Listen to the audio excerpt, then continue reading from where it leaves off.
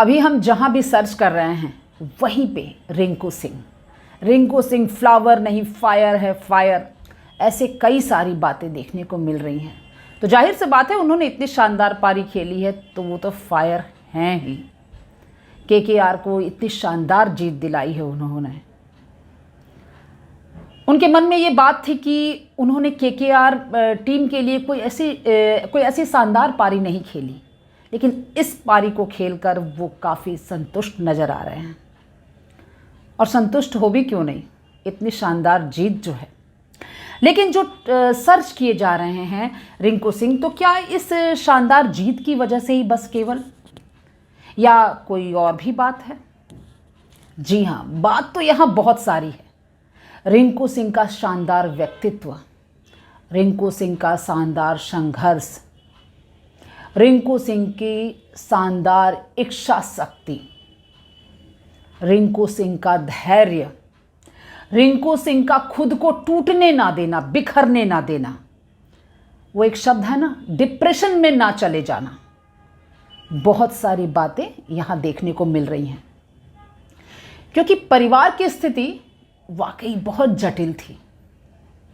पैसे पैसे के लिए मोहताज थे, इतना कि एक बार उन्हें झाड़ू पोछे का भी काम करना पड़ा, लेकिन उनका मन नहीं माना। उन्होंने अपनी माँ से कहा कि माँ, ये मुझसे नहीं होगा, मैं क्रिकेट खेलूंगा, खुद को साबित करके भी दिखाऊंगा। और उन्होंने करके दिखाया भी। पिता सिलेंडर बांटते थे घर घर जाके, भाई मजदूरी करके घर का खर्च चलाता था, उसी में बहनों की शादी, पढ़ाई की चिंता। ये एक मतलब परिवार के लिए जहाँ पे पैसों का जुगाड़ बड़ा मुश्किल से होता है, बड़ी मुश्किल से एक एक रोटी के लिए लोग जुगाड़ करते हैं कि आज शाम कैसे बीतेगा, कल क्या होगा, कहीं हम बिखर न जाएं। लेकिन वो लोग बिखरते नहीं हैं जिनकी इच्छा शक्ति मजबूत होती है। जब आप मन से किसी चीज़ को पाने की ख्वाहिश करते हैं तो सारी कायनात, सारी प्रकृति आपको मिलाने के लिए भरपूर कोशिश में लग जाती है, क्योंकि आपकी कोशिश में ईमानदारी होती है। रिंकू सिंह ने भी ईमानदारी से कोशिश की है, इसीलिए ये शानदार जीत और भी शानदार बन गई है। उनका व्यक्तित्व शानदार बन गया है। जहां हम देखते हैं कि वो पैसे पैसे के लिए मोहताज भी कभी थे, अब आज क्या पूछना, आज तो करोड़ों खरबों की लाइन लग जाएगी। तो ये लाइफ में हम सभी को सीखना है कि अगर हम लाइफ में सब कुछ देखिए पका पकाया हुआ हमारे सामने अगर आता है और अगर हम खा लेते हैं उसको, तो फिर आपने क्या किया। लेकिन जब आप कुछ क्रिएट करते हैं, वो सिचुएशन आपके सामने है, जैसे रिंकू सिंह के सामने थी कि भाई पारिवारिक परिस्थिति डामाडोल है, इतनी समस्याएं हैं, उस वक्त उन्होंने कुछ गलत कदम ना उठा के, क्योंकि देखिए कमाने के तो बहुत सारे तरीके हैं, जीने के बहुत सारे तरीके हैं। बहुत लोग तो जीते हैं ठर्रे या दारू की दुकान के सामने भी 2 पैग लगा के बेहोश पड़ के अपनी रात काट लेते हैं, दिन काट लेते हैं।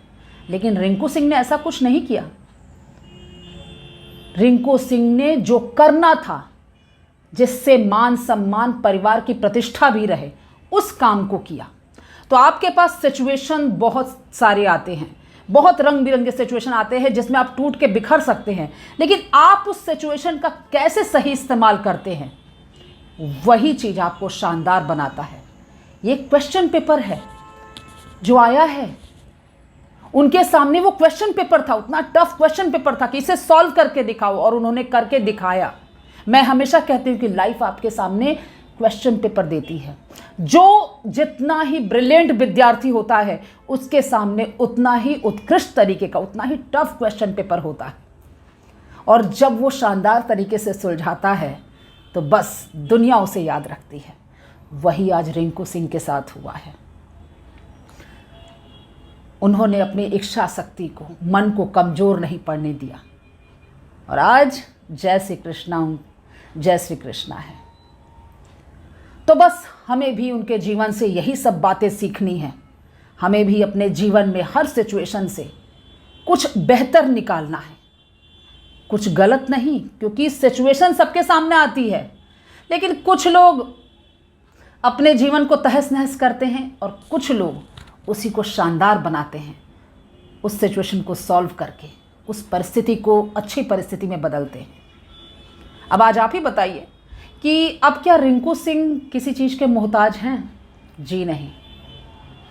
उनकी मेहनत, उनका धैर्य, उनका परिश्रम, उनकी लगन, उनका मन, उनकी मनशक्ति, उनकी इच्छा शक्ति, सब कुछ आज रंग लाई है।